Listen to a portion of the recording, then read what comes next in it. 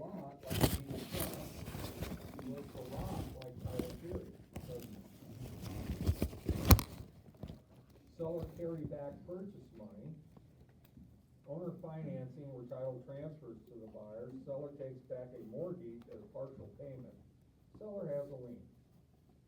The seller financing real estate professional should make sure both the seller and the buyer understand the risk that may involve.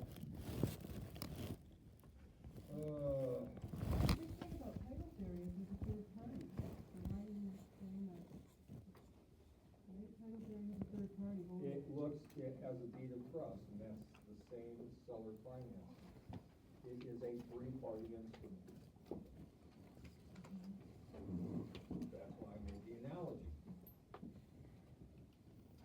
It's not exactly the same thing, but it looks a lot like it, doesn't it? It's not title theory, we're not in a title theory state necessarily, but it looks a lot like title theory where the lender was the title. I'm trying to give you guys associations, not to confuse you, but although who knows, I'm probably confusing you. Am I confusing you? No, it's good to know that, because that's how they're gonna do it on the test. Yeah, true, good point. So, contract for deed, land contract, installment contract, seller financing. We have a vendor and a vendee. We have legal title and equitable title. Let's see.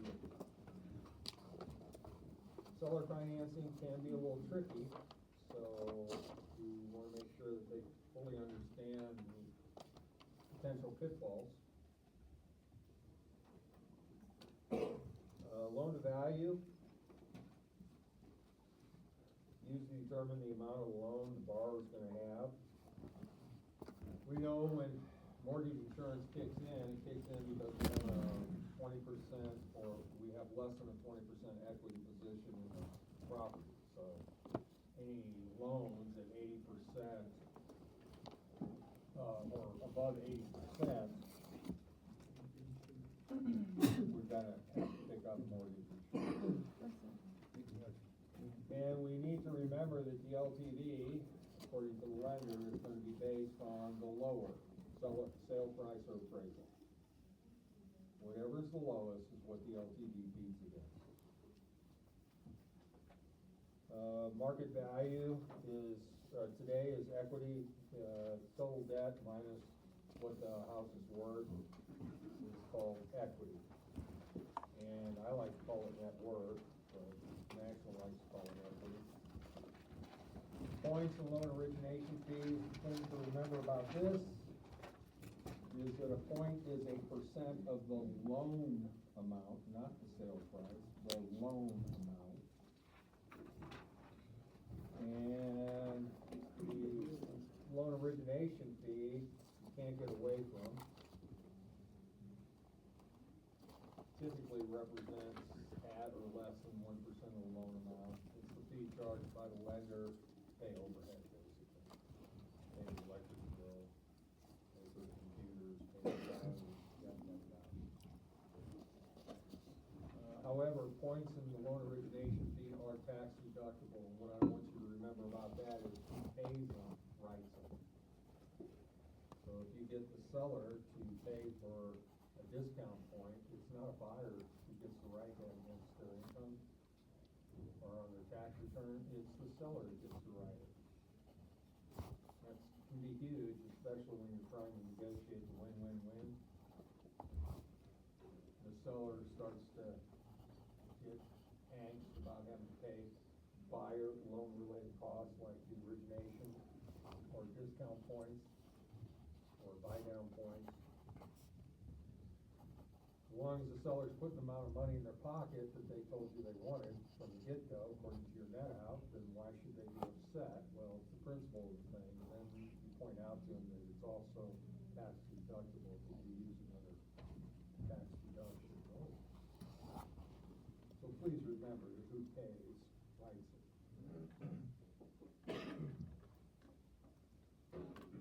Leverage is just another way of saying debt. Borrowed money is used to increase investment return. It does not give more equity. It requires a smaller down payment. The advantages of the borrower can control a larger asset with very little cash. $100,000 loan with a $10,000 cash down payment. Disadvantage is a higher risk created by less equity. Less skin in the game, more likely to just go ahead and walk. What am I losing? I'm not losing much, so I'll walk. I don't care. So when it comes to leverage, if somebody says, hey, I'm highly leveraged, it's just talking to their deep in bad. But they can also take their properties and leverage the equity of all the properties together and use that to acquire more properties. So,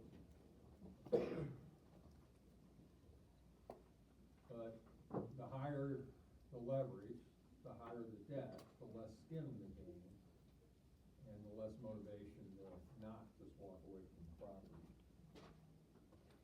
Other clauses, subordination clause allows a change in the order, priority of mortgages. Use your areas of charging of an interest rate in excess of what is permitted by state law. These are on personal loans. I think in the state of New Mexico, our amount of interest that's legally allowed is 385%.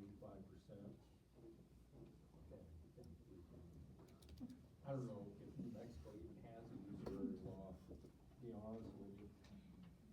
I hear people lament about paying 50%, 30% interest. Does New Mexico have a usury law?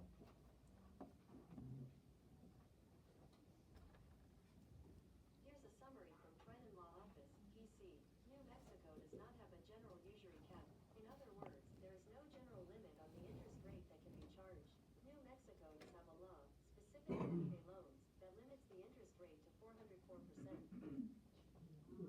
I wasn't off by much, was I? New Mexico sucks when it comes to usury laws. The usury laws cap the amount of interest that a lender can charge. Can we go back to subordination real quick? Subordination. Subordination, excuse me. So if my mortgage company has a subordination clause, it's just saying that that mortgage stays where it's at, no matter who else comes second. It's recorded first, but they subordinate to, let's say you take out a second. The second will subordinate to the first, and the first will be paid off before the second. Let's say you refi, you have a second out there, and you refi your first, get a lower interest rate, but you leave the second loan. The second subordinates to the first. So there's a subordination clause that sets up the sets up, what's the word I'm looking for? Priority preference of who gets paid first. I like preference better. So, some lenders will subordinate. If I'm dealing with the same lender and I take out a second and refi my first, then my second will subordinate to the first. Based on the date, right? Right. So, subordination, I don't see that as a big problem out there. It's good to know. Subordination is something we all learn about. We subordinate ourselves to our parents. Okay. Like I told you, I crack myself up all the time. You don't get them that much. Let's see.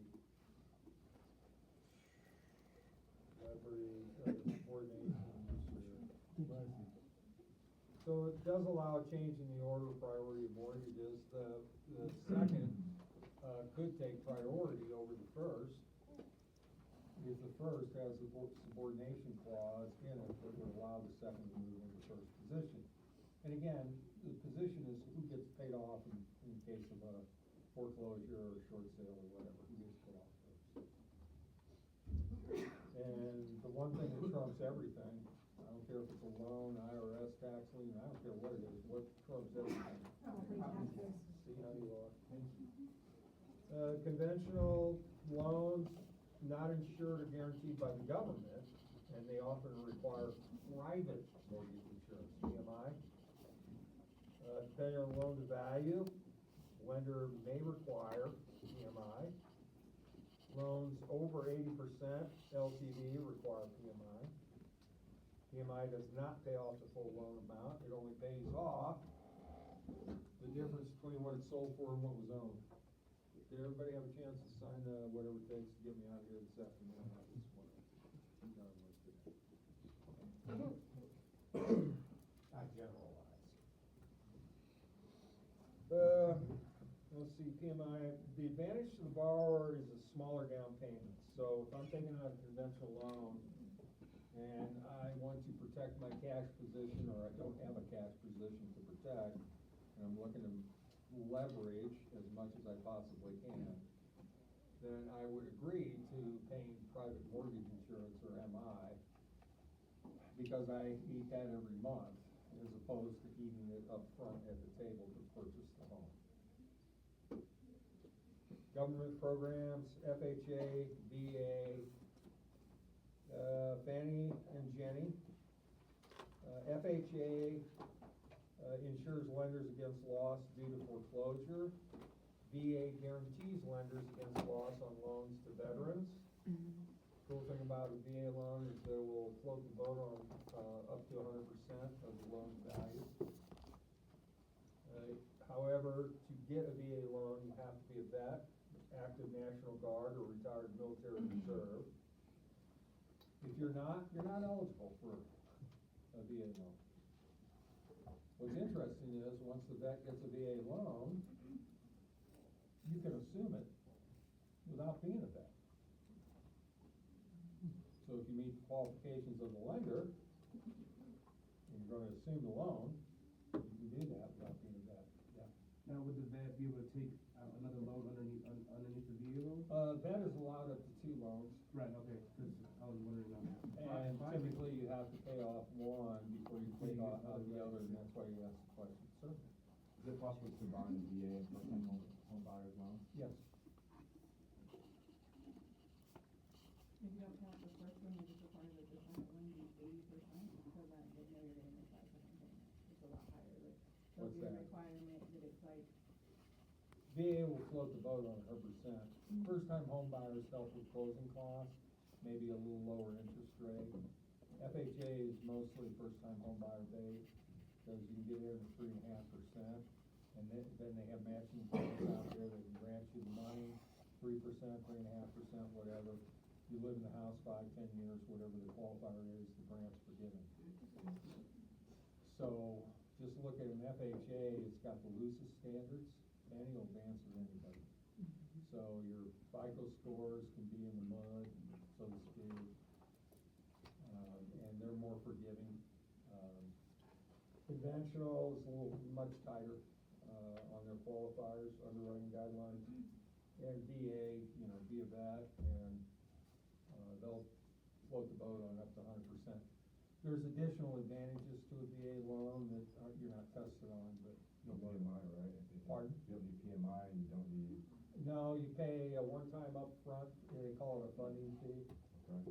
Typically, depending on who you are in the military, anywhere from 2.5% to 4%, and you can roll that into the note. And if you're exempt because of disability, you don't pay anything. Pardon? And if you're an exempt veteran, you don't pay anything if you're disabled on the funding fee.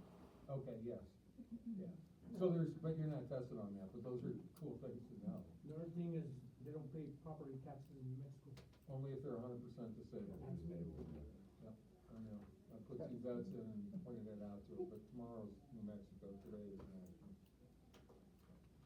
So miscellaneous aspects of VA and FHA. Rules regarding assumption depend on date of the original loan. No prepayment penalty is allowed, no matter when or how the loan is originated. Non-veterans can assume a VA loan, I said that. Borrowers must have an appraisal to be approved for the first loan. Both are higher loan-to-value ratios than conventional loan. 100% is about as high as you get on loan-to-value. And 96.5% is pretty close to 100%, as opposed to conventional. And truth be told, there are conventionals out there that you get with 5% down, but you're gonna pay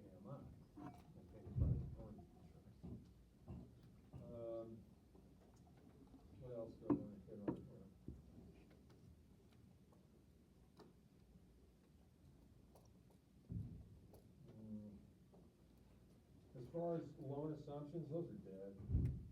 30-year notes, 19, I think it was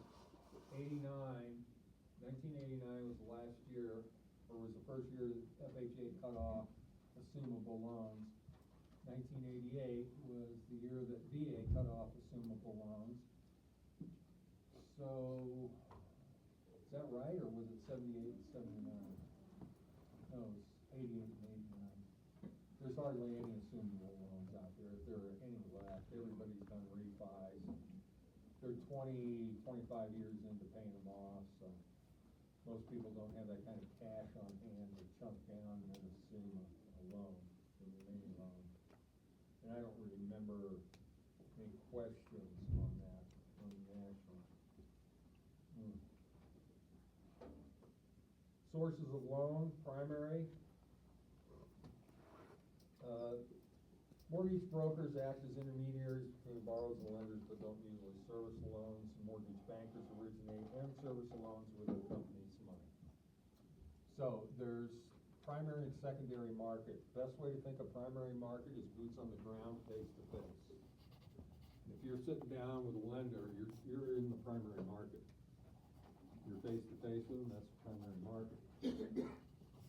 The secondary market is how they move money around the United States. That is not face to face. So the loans are packaged by a lender and then sold out on the secondary market. And when they're sold, that money coming in generates new loans, and they do it over again. They do it over again, and they do it over again. So the primary is face to face, the secondary is how we move money around. There's a thing I wanted to, mortgage bankers and mortgage brokers. You know, they look alike. They wear suits, ties, all that kind of nonsense. Mortgage banker is who you go to at a bank. The mortgage broker is who you go to at a brokerage, mortgage broker's loan company.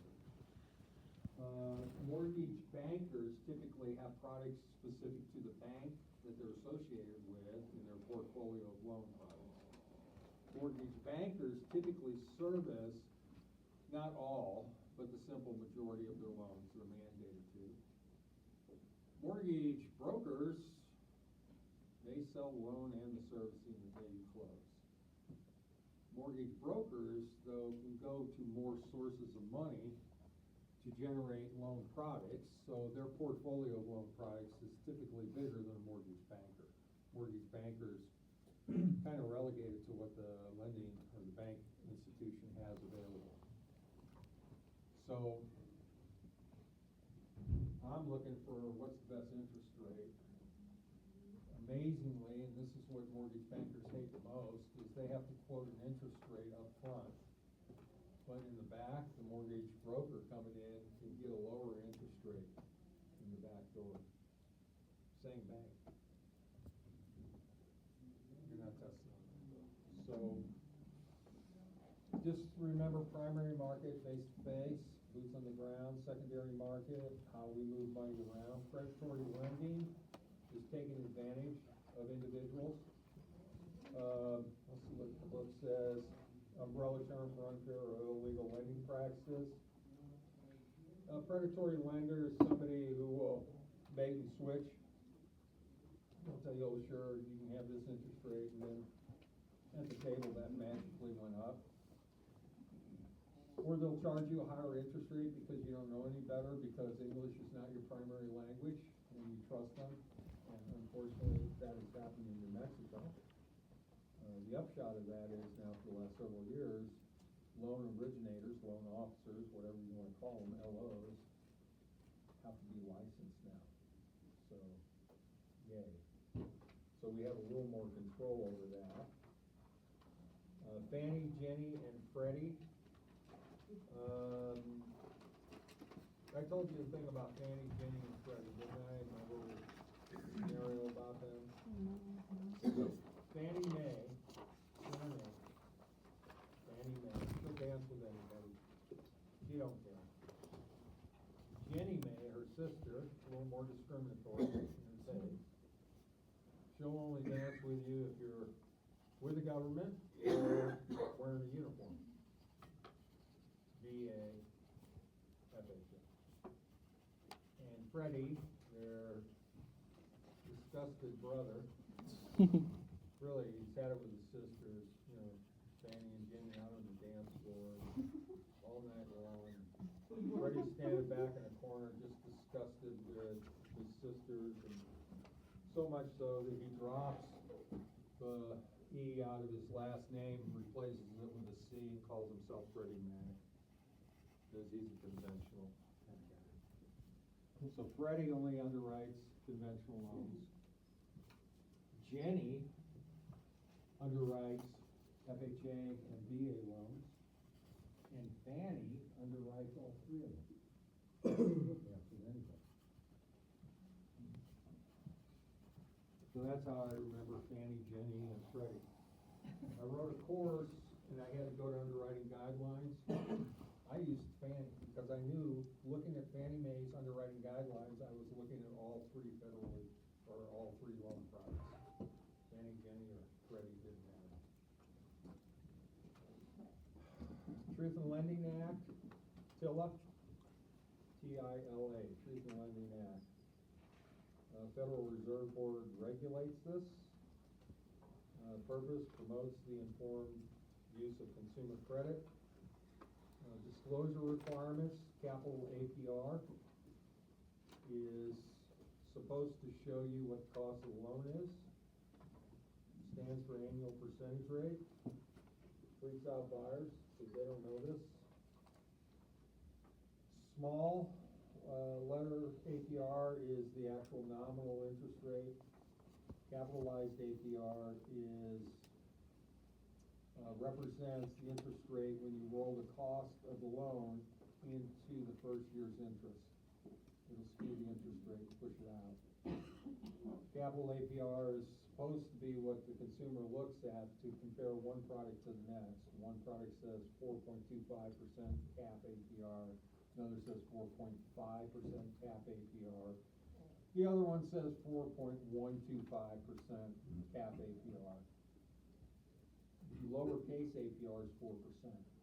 That's the actual annual interest rate.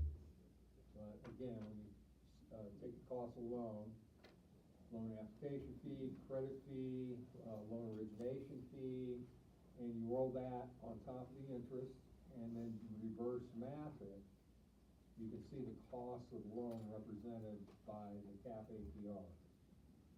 So obviously, the consumer would see that a 4.125, which is 4 1/8, is less expensive than a 4.5, which is 4.5%, based on a 4% nominal interest rate. So it's the federal government's stupid way of allowing the consumer to understand what the cost is, and believe me, they don't get it. So it's not real effective. But that's just my opinion. It's been formulated over 25 years of looking at stupid. I can't tell you how many times the buyers have sat down at the table, looked at their loan paperwork with their LO sitting right there, and seen 4.5% cap APR. And they light up because they say, whoa, I thought my interest rate was 4%. Well, it is. That's lowercase APR. But your cost to get this loan represents an additional 0.5% interest in the first year. That monetary amount actually represents. And they're like, huh? Huh? And the LO looks at me and goes, this one, this brother is wonderful. But you guys get this, right? You want me to do the reverse math and show you how this works, or do you get the fact that cap APR is the way to show the consumer the cost of the loan? Not to be confused with lowercase APR, which is the actual interest rate.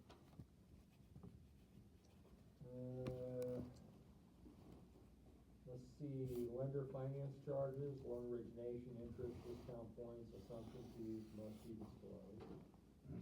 Annual percentage rate is the effective rate, includes the note rate, plus the total cost of credit, the total cost of getting a loan. course it's gonna be higher than the note rate. 3-day right of rescission allows the borrower to withdraw from loans on home improvements and refinances. You don't have that. When you go in to get a regular home loan, you don't have a 3-day right of rescission. If you lock down to the lender and say, okay, you're under contract, give me a loan. There's no right of rescission. But if you, after you own the home, build equity or have equity in the home, and you wanna go back and get either a HELOS, a second, or a HELOC, a line of credit, now this kicks in. Now you have a 3-day right of rescission. You say, oh, I wanna get a second, and 2 days later, you're like, yeah, no, you can do that. But that's the only place the 3-day right of rescission applies. Not used when purchasing a burst home or a vacation home, or when users using a construction loan. So that's for your primary residence, you don't get a right of rescission. Advertising requirements, just remember that price and APR, do you see cap APR? That's the cost of the loan product, are the only terms acceptable in advertising. If you go into any additional terms, loan related, that triggers full disclosure.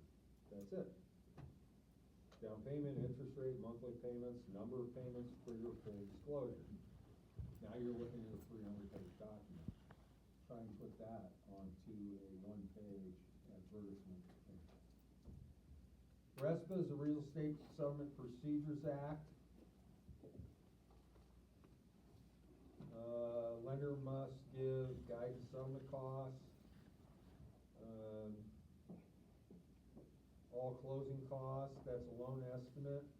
3 days after you apply, closing expenses, legal fees, title insurance, are not finance charges but are disclosed.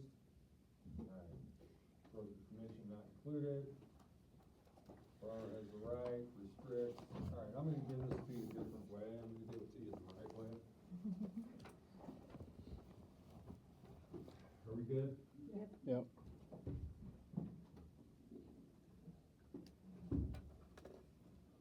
I'm going to erase this. Avoidable. What creates avoidable situation? Passing. What if I'm missing a legal purpose? I always usually get at least one person saying, Uncle Vito. Other than me. All right, we have Billy Rabbit. Trids are for kids. That's how I remember it. It's supposed to be tricks. A little play on words, trick.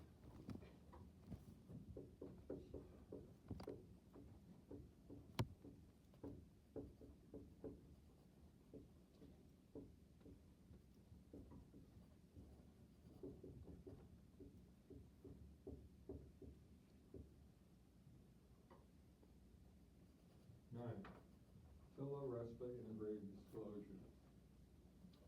And with this, I get the lovely 310.3. FILA, Truth in Lending Act, only shows loan-related costs. RESPA, Real Estate Settlement Procedures Act, shows all costs associated with the acquisition and disposition of real property. Integrated. It integrates TILA and RESPA together in the form of a disclosure. Cool. Then I get into the 310.3.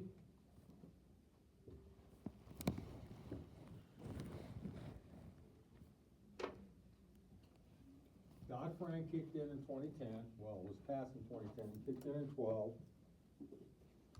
mandated this. TRID is what we call it. TILA RESPA integrated disclosure. And what it says is, these are disclosures of all loan-related costs. These are disclosures of all anticipated costs in the acquisition or disposition of real property. Integrated, tied together, disclosure. The first one we look at is the loan estimate. So here's how it works, and this is the only way it works. It doesn't work until this. You get a contract, you put a buyer and a seller under a contract for the acquisition of real property. You have a contract. Now, and only now, do you send that contract to an LO or LOs, loan officers. And people may be shopping 2 or 3 loan officers, so they'll send the same purchase agreement to 2 or 3 different people. Once the LO receives the contract, tick-tock, you got 3 days. They have exactly 3 days to generate a loan estimate. This is going to be an estimate of all loan-related costs and your closing costs, loan estimate. But they need the contract. Otherwise, they don't have anything to work off of. But the contract says who's paying what, doesn't it? And that's what they need to know. So they can generate the loan estimate. If they don't get it to you in 3 days, it doesn't count. We're done. So they have exactly 3 days to get you the loan estimate. So you sit there and you get the loan estimate. Once you get the LEs in from the LOs, you now have 10 days to accept one of them. If you don't accept one of them within the 10 days, you go back to in front of the 3 days and start all over again with a new LE. In truth, every LO I know will kick it out within an hour or 2 because they get paid by commission. And if they don't get the loan, they don't get paid. Can you say highly motivated? So the 3 day is nice, but let's try 3 hours or less is usually what I see them pick up.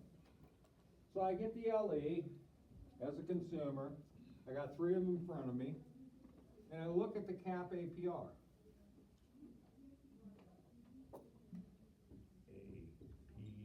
APR, not to be confused with APR.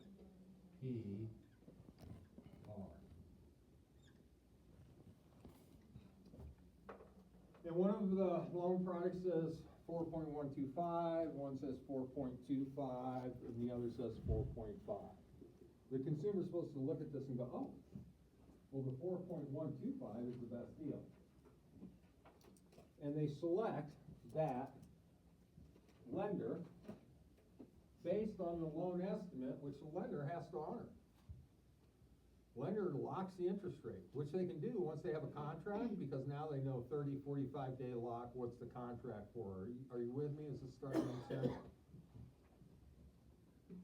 They have 10 days, the consumer has 10 days after receiving the LE to say, yes, this is who I'm going with. They do it pretty quick. But this is law.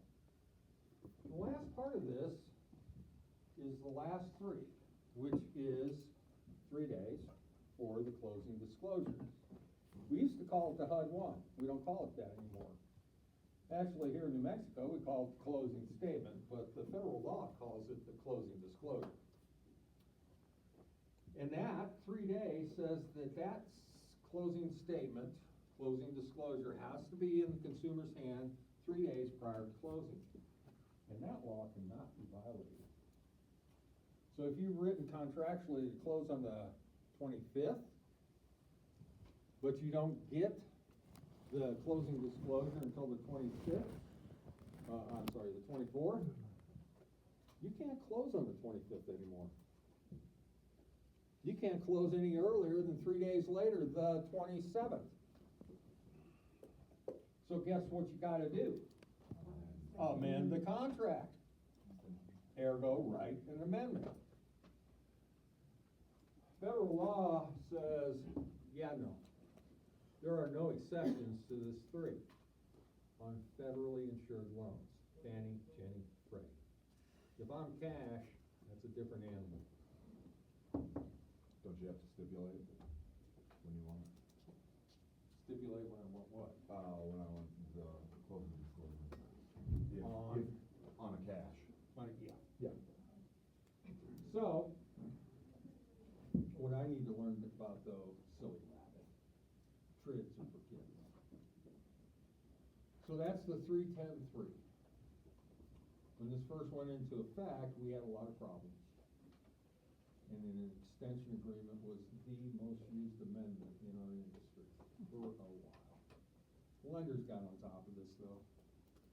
And it really does help. I can't tell you how many times I've sat at the table waiting for title to work up the final closing statement. I can't tell you how many times I sat there and watched the buyer get worked by the lender on interest rate. Well, I didn't lock you in or whatever. Had them over a rock, had them hard spot, had them over a barrel, however you want to say it. It was, shall we say, ethically challenging to deal with that minutia. So Dodd-Frank, TRID, TILA RESPA Integrated Disclosure, TILA, Truth in Lending Act, only the loan-related costs. RESPA, Real Estate Settlement Procedures Act, all costs.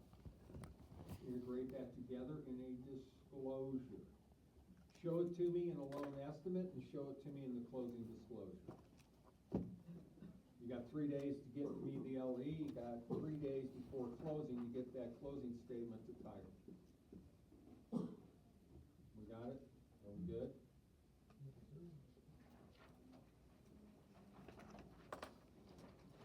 Because that ends our unit on, hold on.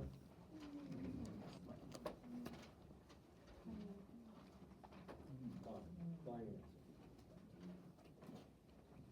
Is that up here on loans?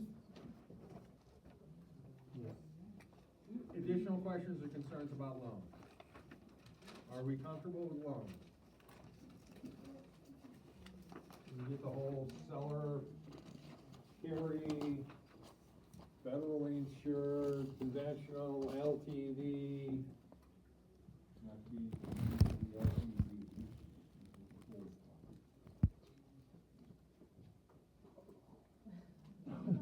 I'm cracking myself up here, I don't know. You guys, laser day, I know. Most of you are only used to going at this like for 4 hours, aren't you? Yeah. Oh boy. And yet, we still have tomorrow. I'm stoked. Anybody else? Okay.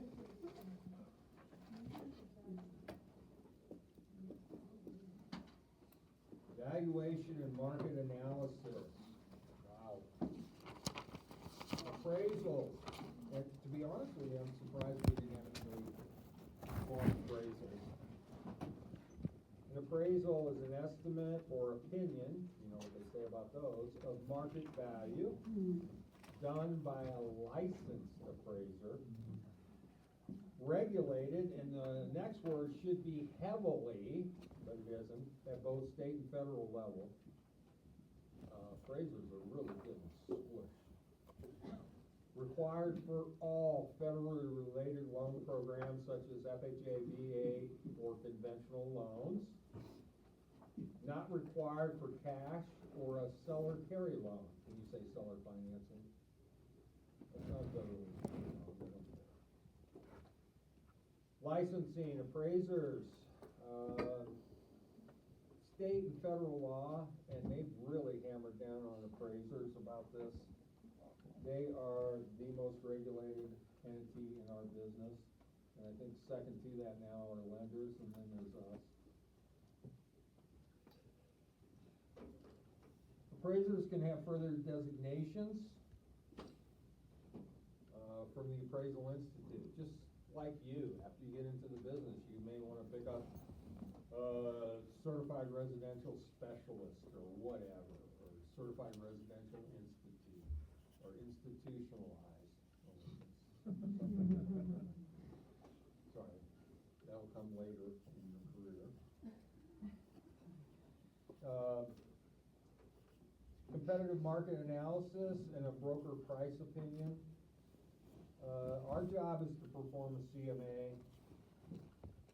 We can charge a fee, but we have to make sure that our CMA or BPO or BOV, broker opinion of value, does not look like an appraisal. It assists both the seller and the buyer in determining value, but it can't be used to finance the property. So you can't use a CMA or BPO. It does not replace an appraisal. But it does help the consumer understand where their value point might live on the property. Market value, the most probable price in terms of cash or its equivalent that a property will bring. So market value usually is a variable. Market value, well, your house is worth anywhere between $245 and $255. But market price, that's a hard number. That's what it actually sold for. Well, I told you it might be worth $245 to $255, but the actual agreed upon sale price was $247.5. So not to be confused with the value, that's the actual market price. You get that? Pretty simple, right? The actual price paid in the transaction. Essential elements or characteristics of value: demand, utility, scarcity, and transferability. I call it Kansas, dust in the wind. All we are is dust in the wind. Principles of value, highest and best use. This is appraiser land. Must show current highest and best use in the appraisal, which would not be included in the CMA. We don't have to do that. Substitution underlies all approaches to value, especially sales comparison approach. I'm okay with them saying that. I don't do substitution, I do per square. I don't care 2-story, 1-story. I don't care 3-bedroom, 4-bedroom. I don't care. I care square. But I'm not an appraiser. So I have a lot more latitude in this. An appraiser, they have to do this whole substitution thing. Supply and demand will set rental and listing prices. Well, that kind of makes sense, doesn't it? Amount of properties available, supply prices move opposite of supply. If there's a large quantity of properties, prices go down. Prices have been going up here in Albuquerque property because inventory is way down. That drives pricing up. Cool if you're a seller, sucks if you're a buyer. Demand, amount of properties that will be purchased, price moves with demand. If properties are scarce and desired, prices go up. If you're out in the middle of no place and there's a whole bunch of homes for sale, but there's no business, there's no industry, there's nothing to sustain you in income, those houses are gonna sit there vacant, aren't they? And their value's gonna go down, isn't it? So it's basic economics 101. Contribution, the value of improvement based on increasing or decreasing return. Increasing improvements add more value than the cost. Decreasing improvements add less value than the cost. Conformity, value tends to move towards surroundings. Regression, value of overimproved property declines. Progression, value of underimproved property increases. Value of underimproved property. That doesn't sound right. Improved property, regression and progression. Regression is, I bought the biggest place on the street, and all these smaller homes are bringing me down. Progression is, I bought the smallest place on the street, and all these bigger houses are bringing me up. Methods of estimating value. Sales comparison approach, primarily residential. Subject is property being evaluated, comparables, the comps, that's what we adjust. We only adjust the comps. Use the most current comparables. Adjust for date of sale. Obtain an appraisal or CMA is the best way to determine the market value of a property, not the market price. The market price is what it actually sold for. Market value is an opinion. Cost approach, most effective method for new construction or special purpose or single purpose. Cost to build new, accrued depreciation plus land value equals estimated value. Cost approach is used in commercial. Reproduction costs and replacement costs. Replacement cost is I can go to Home Depot or Lowe's and buy another light fixture. reproduction, I'm dealing with a house that was built in 1904. And it has faucet fixtures that are no longer available at Home Depot or Lowe's. So I have to hire an artisan to create that faucet for me, to build a mold for it. Boom, boom, boom. That's costly. So replacement is less expensive, reproduction, hiring an artisan to create this. And then income approach, income producing properties such as apartments, office buildings, shopping centers. Capitalization is just another way of saying return on investment. What's my annual interest rate? What's the annual interest that I'm getting out of this? We go into NOI. And here we go. Are we ready to do some math? Do it. Throw that phone back down. Can I ask a quick question? I'm Quick sorry. answer, no. Do you have the simple Sounds for? like a mom,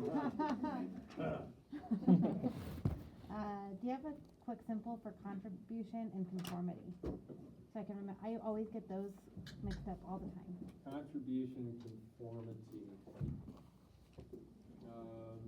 No, I don't have a quick one. Conformity is I conform to my surroundings. Contribution is, does it add to value? Okay. So I am a nonconformist, but I am a contributor. So I do contribution, but not conformity. Okay. So conformity,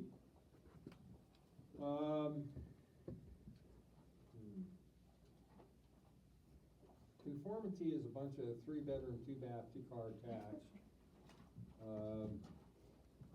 And then, and so I'm conforming to my surroundings. Okay. If I start building 5-bedroom, 4 bathrooms, 3 cars, I am not conforming to my surroundings. Okay. And because I'm surrounded by a bunch of little places, that brings my value down. What are some examples that add to the value? Pardon? What are some examples that add to the value? 0. 0? I teach a course called 20 Most Cost-Effective Improvements, Home Improvements. There's only one that pays dollar to dollar. Steel front door. That's it. The rest you get 60, 70, 80 cents on the dollar, maybe.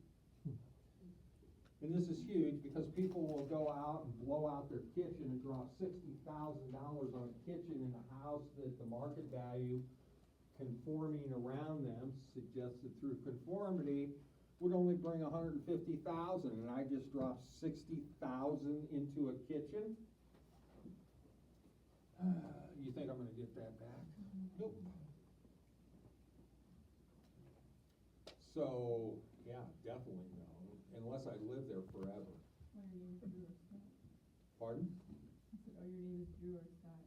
Who's that? That's not Oh. Those things are staged, they're scripted, those are all actors. If you buy into that, HGTV loves you. Love It or List It is all scripted, it's all actors. I hate those programs. My daughter loves them. So, yeah, there's nothing out there that actually adds value to a home. Maybe putting in another bathroom would. Maybe putting another garage space in. So adding square feet.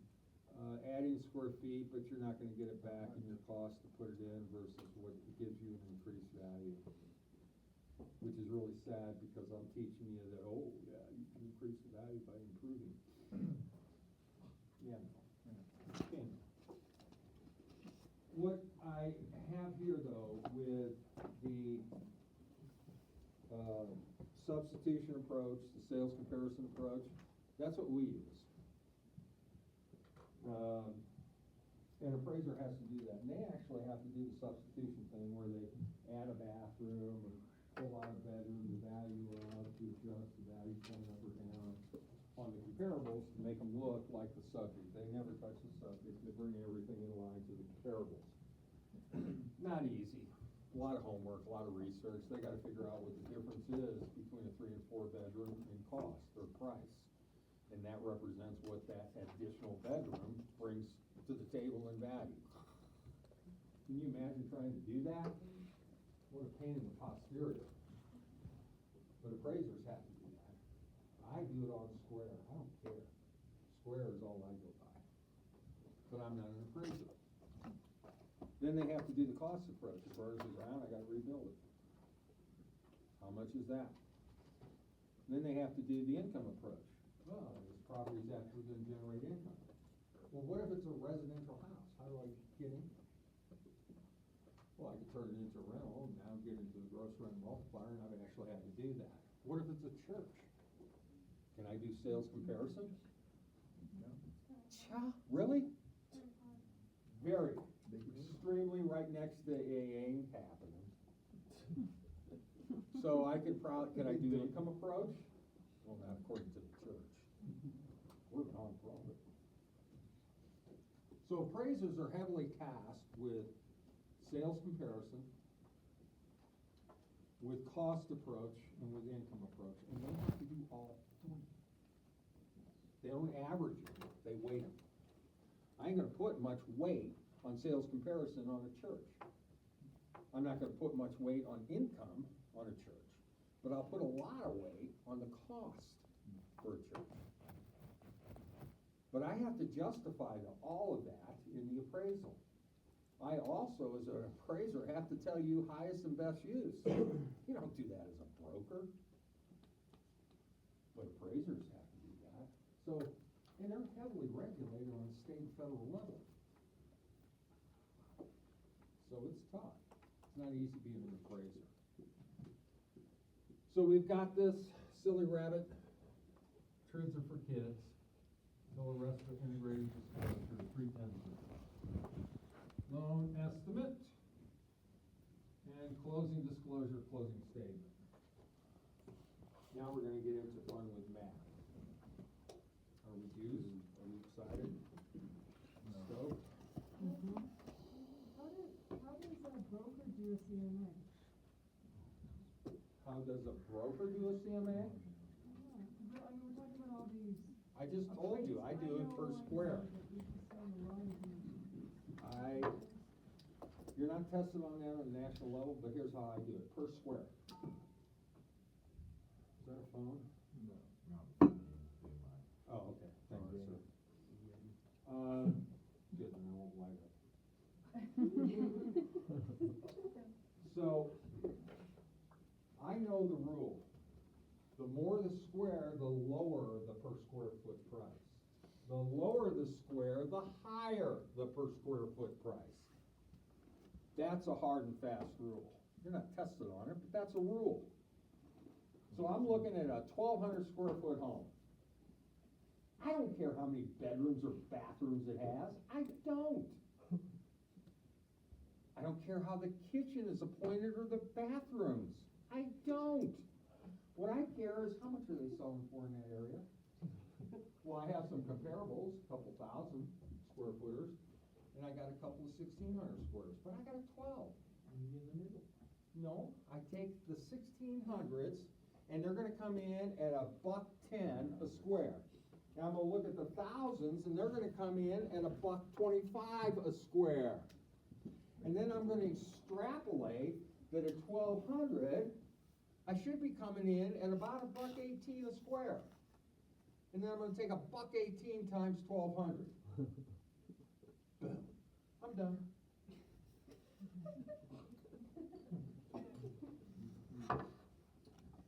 So a CMA would not use any of these appraisal processes? Nope. I've never seen one that does, and you wanna know why? We cannot look like. Yeah, you appraisal. We cannot look like an appraiser. Ever. I've done BPOs. And I've been spot on, but I never hard over on a number. That 1,200 square foot, $1.18 a square or whatever, I'll range it. I'll say, okay, well, I think you could get between 140 and 145. And then I let the seller choose. and say, look, if you wanna test the market, let's list it at 145. If you want a quicker sale, let's list it at 140.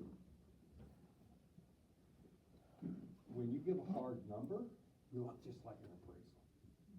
Because that's what an appraiser does, is gives a hard number. So I never give a hard number. I always range. CYA, sir? The weird properties that are down here, like the U&N area, that look like you could put two of them on there. How do they do like a CMA for that? Carefully, very carefully, and you might have to reach out. The other thing I do is I never reach out to the subdivision if I can, but if I have to. And when I get into weirdness, and I've gotten into, well, my ABs have gotten into weirdness, that one-off, that knockoff, that custom-built home that's surrounded by nothing that looks like it or even comes close. Now I call an appraiser and negotiate down a fee and have them come out and give me a value point. See why? Did you know you can negotiate appraisal fees? Depends on what the appraiser's for. As far as what number the appraiser's gonna come up with, truth. So, just remember, it's not easy being an appraiser. Understand that an appraiser's gonna give a hard number. Understand it's an opinion of market value. Understand that we don't give a hard number, we do ranges. And that keeps us out of looking like an appraiser, and none of us that I've ever met do sales comparison, substitution, income, and cost. None of us. What an appraiser does. We have to talk to them. I teach them. I'm actually stamped off on 2 courses that are approved by the Appraisal Institute. You know how weird it is to have a broker teaching an appraiser?